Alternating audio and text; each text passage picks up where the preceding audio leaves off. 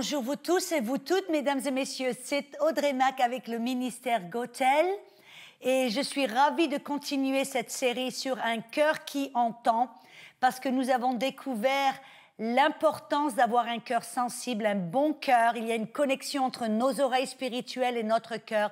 Et la condition de notre cœur, c'est ce qui va nous permettre d'avoir des oreilles spirituelles qui peuvent entendre non seulement le son ou le bruit, mais entendre le message derrière la parole, la vérité qui est cachée dans la parole, afin que vous et moi, parce que nous avons un désir, nous avons pris la décision, amen, peu importe, et nous avons choisi de payer le prix, c'est-à-dire de rechercher la vérité et d'aimer la vérité, alors nous avons maintenant des oreilles qui peuvent entendre ce que le Saint-Esprit veut nous révéler. C'est important dans les temps dans lesquels nous vivons, car il y a tellement d'opinions, tellement de bruit, tellement de choses et on est bombardé avec l'information, et vous et moi devons reconnaître ce qui est vrai, le vrai du faux. Et cela vient quand on a un cœur qui est bon, un cœur,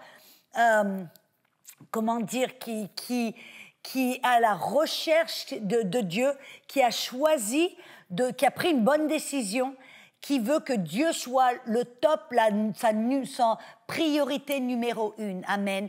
Et parce qu'on a choisi de payer le prix, c'est-à-dire de rechercher, de creuser profondément, alors on a une oreille qui entend. Amen. Nous avons même vu le message précédent, combien, non seulement on a un désir ardent, on a pris une décision, amen, on a décidé de payer le prix, mais on a vu aussi que nous devons passer le test. C'est quoi? Parce que dès qu'on reçoit une révélation et la parole, qu'on entend Dieu, alors immédiatement, à cause de cette parole, l'ennemi va venir avec des tribulations, des attaques, des persécutions, et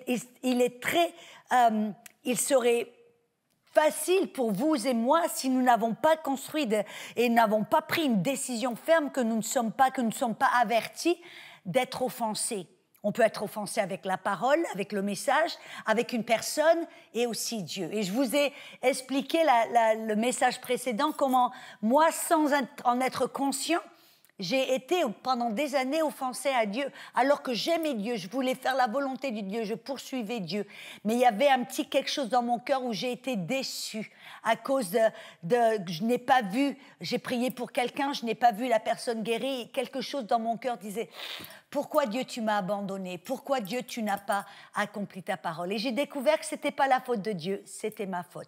Et nous avons prié, nous avons déblayé le terrain de notre cœur de tous ces petits cailloux qui nous ont encombrés au travers des années. Et nous avons un cœur maintenant où nous allons commencer à pouvoir aller de l'avant. Amen, hallelujah. Et vous savez, c'est intéressant. Le conflit, des fois on voit ça comme quelque chose de très négatif, mais vous savez, une perle, on a vu que la parole et les révélations, c'est comme une perle précieuse. Et vous savez comment Dieu crée une perle précieuse? Au travers de l'irritation, au travers de la friction. Alléluia, c'est quand une perle, dans une huître, il y a du sable, de la friction, de l'irritation, et ça crée une perle précieuse. Et quand on passe ce test, on traverse cette persécution, cette tribulation, et on passe et on persiste et on continue dans la révélation, qu'on refuse d'abandonner cette révélation, on obtient cette perle précieuse. Alléluia, amen, gloire à Dieu. Et c'est pour ça que notre point numéro 4 maintenant, c'est l'importance de protéger notre cœur. Amen. Dans Proverbe 4, c'est le roi David, dans le verset 20 à 23, le roi David a dit que nous devions être attentifs à ses paroles. Il dit « Prête l'oreille à mes discours, qu'ils ne s'éloignent jamais de tes yeux. Garde-les dans les profondeurs de ton cœur, car c'est la vie pour ceux qui les trouvent, c'est la santé pour tout leur cœur et leur corps. » Il dit « Garde ton cœur plus que toute autre chose, car de lui viennent les sources de vie. » Vous avez remarqué la parole « garde ». Garde, ça veut dire quoi garder? Ça veut dire protéger. Et on doit protéger notre cœur. Amen. Et ça nous amène au quatrième type de sol. Vous rappelez, on a vu le bord du chemin, on a vu le terrain, le sol rocailleux. Amen.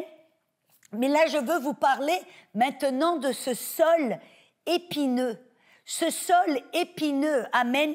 Et on a vu dans ce sol épineux, dans Marc 4, il dit que d'autres tombèrent dans les épines, et les épines montèrent, les étouffèrent, et ils ne donnèrent pas de fruits. Vous savez que là, qu'est-ce qu'on voit ici? Que les épines ont le potentiel d'étouffer la parole, d'étouffer la révélation que vous obtenez, que vous avez obtenue peut-être, et c'est dangereux. Et vous savez, c'est encore plus dangereux, c'est ce que j'appelle la zone confort. Je me rappelle, j'ai entendu le témoignage d'un homme qui était musulman, qui avait été persécuté, emprisonné et torturé, et finalement, par la grâce de Dieu, il a pu s'échapper. Et parce qu'il était devenu chrétien, bien sûr, il a pu s'échapper. Et cet homme, au travers de son témoignage, disait, dans le monde, il n'y a que deux seules zones. Il dit, il y a la zone du conflit, où il y a la persécution pour ceux qui croient en Jésus, et il y a la zone de confort. Et il a dit, la zone de confort est bien plus dangereuse que la zone de conflit. Et c'est de ça que je veux parler. Voyez, si l'ennemi, vous avez reçu la révélation, vous avez pris une décision avec un désir de poursuivre Dieu, de rechercher la révélation, d'avoir une oreille qui entend Dieu, et que vous avez choisi de payer le prix, de faire ce qui est nécessaire, de sacrifier si nécessaire, amen, et vous poursuivez Dieu, vous avez reçu une révélation, vous avez refusé d'abandonner, vous avez creusé, vous avez gardé votre révélation, même s'il y a eu des persécutions et des tribulations et des attaques. Mais vous savez, si l'ennemi ne peut pas vous faire tomber par les attaques et les persécutions, il va essayer de trouver un autre moyen, et ça s'appelle le confort. Et vous savez que le confort est plus dangereux que le conflit. Vous savez, c'est comme, pourquoi? Parce que le confort peut vous endormir ou vous rendre indolent petit à petit, sans que vous vous en aperceviez. Vous voyez, c'est l'illustration d'une grenouille que vous mettez dans de l'eau froide et vous la faites bouillir simplement en mettant le feu chaud petit à petit. Et la grenouille ne sent rien tout de suite, mais petit à petit, qu'est-ce qui s'est passé? Elle est tiédie jusqu'à ce que vous la puissiez la bouillir à feu doux, voyez. Et le diable, il est possible qu'il vous fasse bouillir à feu doux. Qu'est-ce que je veux dire par là? C'est ce que l'on voit dans ce sol, dans Marc chapitre 4, verset 7, il dit « D'autres tombèrent dans les épines, et les épines montèrent, les étouffèrent, et ils ne donnèrent pas de fruits. » Vous savez, il parle là des épines qui peuvent vous étouffer, ou comme je viens de dire, de vous faire bouillir à petit feu, amen, et de vous endormir sans que vous vous en aperceviez. Et c'est quoi ces épines? Selon la parabole du semeur, ces épines, qu'est-ce que c'est? C'est les soucis de ce monde, les séductions de richesse, les plaisirs de la vie et les désirs pour les autres choses. Amen. Alléluia. Voyez, qu'est-ce que c'est? Qu'est-ce qui se passe là? Au travers ce que j'appelle le confort, les soucis de la vie, amen, les plaisirs du monde, les distractions, les séductions de la richesse, les désirs pour autre chose, tout cela va faire en sorte que vous allez être distrait, ça va vous distraire, ça va faire sortir votre attention et votre focus de Dieu et de votre chemin avec Dieu, de votre poursuite de Dieu et des révélations de la parole, et ça va faire en sorte que vos priorités vont changer. Dieu était prioritaire, maintenant il va prendre deuxième ou troisième place, ou peut-être même encore plus bas. Et qu'est-ce que ça va faire? Ça va faire en sorte que tout d'un coup, vous allez, Dieu va arrêter d'être votre priorité numéro 1. Vous voyez, C'est intéressant. Vous vous rappelez le roi David qui avait un cœur après Dieu. Amen. C'est pour ça que Dieu l'aimait. C'était un homme, il n'était pas parfait. Il a fait des erreurs. Vous êtes d'accord avec moi? Mais c'était un homme dont le cœur était parfait. C'est pourquoi? Parce qu'il poursuivait Dieu. Il était honnête, authentique. Il allait après Dieu de tout son cœur. Il désirait Dieu. Il aimait Dieu. Il voulait faire sa volonté avant toute autre chose. Et vous savez que la guerre, l'attaque, les persécutions, tout cela, ça ne l'a pas dissuadé. Il poursuivait Dieu encore plus. Mais vous savez qu'est-ce que c'est qui l'a fait tomber? Qu'est-ce que c'est qui a fait qu'il s'est refroidi et il est tombé dans le péché? C'était le confort. Quand David n'est plus allé en guerre, il était dans son royaume, dans son château, amen, et qu'il était là, et puis qu'il en profitait à l'aise et tranquille, et qu'il jouissait de ses richesses, de son confort et de tout ce qu'il avait autour. Qu'est-ce qui s'est passé? C'est là où il est tombé. C'est là où il est tombé dans l'adultère, et il a tué le mari de Bathsheba. Êtes-vous d'accord? Ce n'était pas la guerre et les persécutions, les tribulations qui l'ont fait tomber, et qui ont fait qu'il a abandonné Dieu. C'était le confort. Voyez? Et donc, ça veut dire que vous et moi, nous devons protéger notre cœur des soucis du monde, du désir pour les plaisirs du monde, les séductions de la richesse, amen, et les désirs pour autre chose. Est-ce que ça veut dire que c'est mauvais? Est-ce que ça veut dire qu'on ne devrait pas avoir d'argent ou jouir de la vie, qu'on devrait aller dans un monastère et méditer sans parler toute la journée en faisant un vœu de pauvreté? Non, non, non, non. La Bible est claire. Dieu veut que l'on jouisse, qu'on prenne plaisir de toutes ces choses. Dieu, il n'est pas contre les richesses. Écoutez ce verset dans 1 Timothée 6, 17. Il dit « Ordonne à ceux qui sont riches dans le présent siècle qu'ils ne soient pas hautains, qu'ils ne mettent pas leur confiance dans l'incertitude des richesses. » Vous avez remarqué, les richesses, c'est incertain. Il dit « Mais dans le Dieu qui donne toutes choses. » Combien? Toutes choses richement. Voyez, pas simplement juste assez. Dieu donne toutes choses richement pour en jouir. Dans ce verset, on découvre que Dieu n'est pas contre les richesses. Il n'est pas contre nous avoir pleinement, richement. Et il n'est pas contre nous jouir de la vie. Mais qu'est-ce que c'est qu'il a dit? Il a dit qu'il ne veut pas que ça devienne notre priorité. Il ne veut pas que ça devienne notre poursuite. Il veut que l'on poursuive Dieu, que l'on mette notre confiance en Dieu et que ce soit notre priorité numéro 1. Vous voyez, comme je l'ai dit, si on commence à mettre les richesses, les plaisirs de la vie, les désirs pour autre chose avant Dieu, alors tout de suite, nos priorités vont être bousculées. Et qu'est-ce que ça va faire? Ça va être dans une zone de confort. Et tout comme David, qui lui poursuivait de tout son cœur, petit à petit, comme cette grenouille qui a été bouillie à petit feu, nous allons commencer à perdre notre enthousiasme, notre passion pour Dieu, et on va être refroidi, tiédi. Vous vous rappelez, c'est dans le livre aux Révélations, l'église de Laodicée, vous vous rappelez ce que Jésus a dit? Il dit, j'ai ça contre vous, vous êtes tiède. Vous êtes tiède. Je préférerais que vous soyez bouillant, passionné ou refroidi, indifférent. Mais non, vous êtes devenus tiède. Il dit, je vais vous vomir de ma bouche. Oh! Bref. Mais la bonne chose, c'est que Dieu, maintenant, on est averti et Dieu dit, si vous avez peut-être tombé dans le panneau du diable, qu'il n'a pas pu vous faire tomber par les persécutions et les tribulations, mais qui vous a mis dans cette zone de confort où tout va bien et vous vous sentez bien, vous dites, ah, maintenant je peux en profiter, que vous perdez votre passion et votre feu pour Dieu, alors arrêtez-vous maintenant, repentissez-vous et dites, Seigneur, je suis désolé parce que j'ai mis les choses de la vie, les soucis, l'argent et tout cela, je les ai mis avant toi.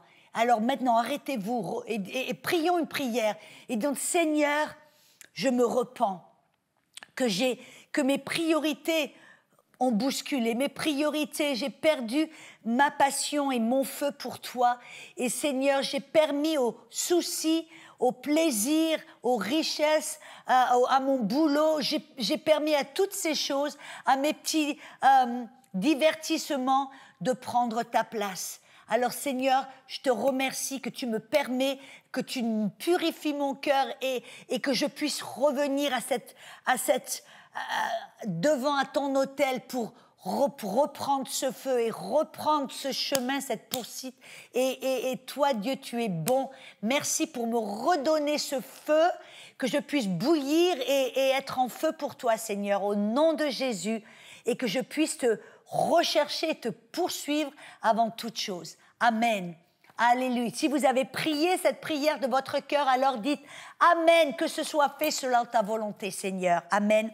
Mais je vous dis, là, je ne suis pas en train de vous pointer du doigt en vous disant ah non, vous voyez, il y en a toujours 3 qui viennent vers moi. Parce que vous savez pourquoi est-ce que je peux partager cela avec vous, avec confiance? Amen, parce que ça m'est arrivé. Et il n'y a pas longtemps. Oui, Audrey Mac dans le ministère, nous dans le ministère, on peut aussi tomber dans le panneau.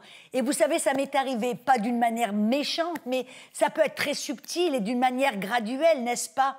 Et je me rappelle que, voyez, mon mari, il est un gérant de construction, il a une entreprise de construction. Donc, quand je me suis mariée, dans les années qui suivaient, 3-4 ans, il nous a construit une maison. Il a voulu faire sa maison de rêve. C'était son désir depuis tout jeune. Et donc, il a construit cette maison. Et puis, c'est moi, en fin de compte, qui l'ai décorée. J'ai choisi tous les petits trucs. J'ai peint à l'intérieur, j'ai décoré, bref, selon mon goût, en tant que femme de la maison, n'est-ce pas? Et puis, bien sûr, ça faisait 15 ans et quelques années que nous avons vécu dans cette maison. Et puis, il y a eu un moment, tout d'un coup, je me rappelle, je m'asseyais dans ma maison, le matin, près de mon petit feu de bois, et puis je lisais ma Bible, je parlais au Seigneur, et je jouissais. Et puis, tout d'un coup, petit à petit, je me suis aperçue où je regardais à l'intérieur, et puis je suis devenue dissatisfaite. C'était comme, oh, les couleurs de la maison, c'est plus à la mode. Oh, c'est plus du tout, la décoration, c'est plus à la mode.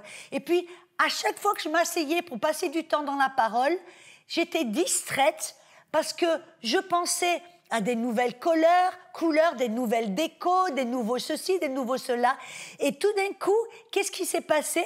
Au cours des jours où ça a commencé d'une manière innocente, vraiment sans méchanceté, petit à petit, je me suis aperçue tout d'un coup que à chaque je devenais distraite et que tout d'un coup, je prenais plus de plaisir à penser aux choses, à la déco de la maison, que j'étais à la révélation de la parole. Et petit à petit, tout d'un coup, j'ai perdu mon goût, mon désir et ma poursuite. Jusqu'au jour où le Seigneur m'a révélé, il m'a dit « Audrey, arrête-toi là, ralentis ». J'ai dit « Qu'est-ce qui se passe ?» Et le Seigneur m'a montré que sans m'en apercevoir, j'ai été distraite. Amen. Parce que vous voyez ce que j'ai fait, j'ai commencé à faire une redéco, à peindre. Mon mari, il a amené des peintres, j'ai changé certaines choses, tout ça. Et puis tout d'un coup, le Seigneur m'a montré, il dit « Audrey, tu as perdu ta poursuite de la parole. Tu as perdu parce que tu t'es laissée distraite par les choses de la vie, les soucis du siècle, les désirs pour autre chose. » Amen. Et alors, vous savez qu'est-ce que j'ai dû faire? Je me suis assise, j'ai dû me repentir et j'ai dit « Seigneur, pardonne-moi. » Il n'y a rien contre, tu n'as rien contre moi à avoir une belle maison. Tu n'as rien contre moi à désirer une nouvelle déco. Ça, c'est pas, je dis pas que c'est mauvais, que c'est que Dieu est contre cela. Mais voyez, Dieu, qu'est-ce qu'il est contre? C'est quand on commence à laisser ces choses à devenir prioritaires, où tout d'un coup, on perd notre priorité, nos affections vont de Dieu à ces choses, et tout d'un coup, sans s'apercevoir, on devient comme cette petite grenouille qui commence à mourir spirituellement à petit feu. Et voyez, merci Seigneur que Dieu m'a arrêté, il m'a un petit peu choqué et arrêté là avant que ce soit trop tard. Mais combien de personnes vous connaissez qui ont commencé avec un zèle et un feu pour Dieu, à poursuivre Dieu, à avoir une relation, à écouter Dieu, à aller dans la parole, à creuser profondément, et puis tout d'un coup, sans s'apercevoir, l'ennemi est venu avec des désirs, des poursuites, ceci et cela. Ils ont été distraits, ils sont tombés dans ce panneau, comme je l'ai fait, vous voyez, et tout d'un coup, leurs priorités ont changé, leurs affections ont changé, et sans s'en apercevoir, ils se sont tiédis. Et combien d'entre eux ne se sont pas arrêtés Et tout d'un coup, ils ont été tellement refroidis que tout d'un coup, les choses de Dieu n'ont plus d'intérêt. Ils s'arrêtent d'aller à l'église, ils s'arrêtent de lire la parole, bref. Vous voyez, ils sont tombés dans le panneau du diable, mais pas vous et pas moi. C'est pour ça que je partage ces paroles avec vous. Amen. Alléluia. Et vous savez, c'était ce qui s'est passé au roi Salomon. Vous vous rappelez le roi Salomon? Celui qui, dans 1 Roi 3, verset 9, quand Dieu lui a dit « Quelle est la chose que tu veux ?» C'était sa poursuite, son désir numéro 1, son désir le plus ardent d'avoir un cœur qui entend, un cœur qui puisse juger entre le mal et le bien. Alléluia. Mais vous savez qu'est-ce qui s'est passé avec le roi Salomon? Quand il est devenu riche, tout d'un coup, il a commencé sans s'en apercevoir parce qu'il jouissait des richesses, il jouissait d'un royaume et d'un temple. Il a commencé à collectionner les chevaux, il a commencé à avoir, même si Dieu l'avait averti, de ne pas avoir tellement de femmes, amen, mais de rester, de ne pas aller en Égypte pour aller acheter les chevaux, parce que là, il serait tenté tout d'un coup avec des femmes dont les valeurs n'étaient pas les valeurs de Dieu, qui étaient dans l'idolâtrie et tout ça. Et qu'est-ce que tout d'un coup, Salomon s'est laissé distraire avec les plaisirs, les richesses, les plaisirs pour autre chose, amen. Et qu'est-ce qui s'est passé? Il a eu je ne sais pas combien de femmes et de concubines. Et qu'est-ce qui s'est fait? Petit à petit, son cœur s'est refroidi. Et lui qui était tellement passionné, zélé et ardent pour Dieu et pour les valeurs du royaume, vous savez qu'est-ce qui est arrivé? Il s'est refroidi jusqu'au point où il a écrit le livre d'Ecclésiaste. Je ne sais pas à votre propos, mais pour moi, je me suis posé souvent la question, Dieu, pourquoi as-tu permis que le livre d'Ecclésiaste soit mis dans la Bible? Et un jour, le Seigneur m'a montré, il dit, afin que tu puisses voir qu'est-ce qui se passe à une personne qui tout d'un coup est distraite par les richesses du monde, la séduction des richesses, les plaisirs pour autre chose, et qu'il s'est laissé, que ses priorités ont été complètement bouleversées, que les choses du monde ont pris priorité sur Dieu, et que tout d'un coup son cœur s'est refroidi petit à petit, jusqu'au point où, comme dans le livre d'Ecclésiaste, il a dit « toute chose est vanité ». De poursuivre Dieu, c'est vanité. De faire ceci, c'est vanité. Et que tout d'un coup, il avait été complètement dans la confusion extrême, où il n'arrivait même plus à entendre Dieu. Il était complètement dans la confusion. Il était refroidi. Il s'est même éloigné de Dieu. Vous voyez, c'est pour cela que Dieu nous a permis de voir qu'est-ce qui se passe quand quelqu'un s'est laissé séduire par les choses du monde et que ses poursuites maintenant ne sont plus vers Dieu, mais vers les choses du monde. Alors, vous savez, c'est important. C'est pour cela que dans Matthieu 6, 33, vous voyez, c'était mon premier verset quand j'ai rencontré le Seigneur. C'est le verset que Dieu m'a donné. Et il m'a dit, recherche ou poursuis le royaume de Dieu et sa justice. Et toute autre chose te sera donnée par-dessus tout.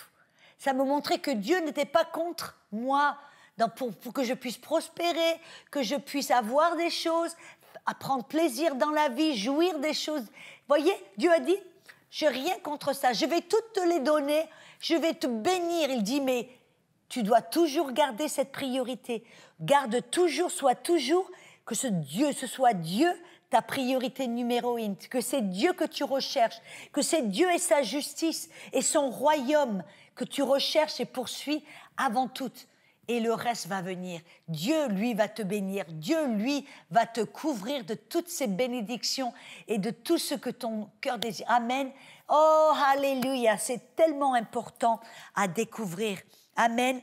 Et vous savez, c'est important parce que, vous vous rappelez, je vous ai dit au début, dans un épisode précédent, qu'on doit voir la parole comme une perle précieuse. Et si on passe le test du conflit qui est la persécution et les tribulations et qu'on ne permet pas à notre cœur d'être offensé, alors on va obtenir cette perle précieuse, cette perle cachée, n'est-ce pas? Mais là aussi, si nous permettons à notre cœur de ne pas être dans cette zone de confort, qu'on poursuit Dieu continuellement, plus que les plaisirs, les séductions de richesse, que Dieu reste notre priorité numéro 1 et qu'on qu'on reste dans sa poursuite de sa parole, qu'on recherche et qu'on creuse profondément, qu'il est notre désir et qu'il est notre trésor, alors vous savez, on va obtenir ce trésor caché. Le trésor caché, c'est lui-même. Et avec lui, vous vous rappelez comme il a dit à Abraham, « Je suis ta récompense, je suis ton bouclier, je suis ta récompense. » Quand on a Dieu et qu'on poursuit Dieu, on a toute autre chose. Oh, et c'est important de garder cela dans la bonne perspective. Amen. Donc, pour vraiment récapituler un petit peu tout ce que l'on a dit auparavant, on doit avoir un désir ardent et garder ce désir ardent. Ça veut dire qu'on prend une décision, qu'on prend la décision par... Peu importe tout ce qui se passe, peu importe le courant du monde, ce que les gens font, ce que les gens pensent, le climat dans lequel nous vivons. Amen.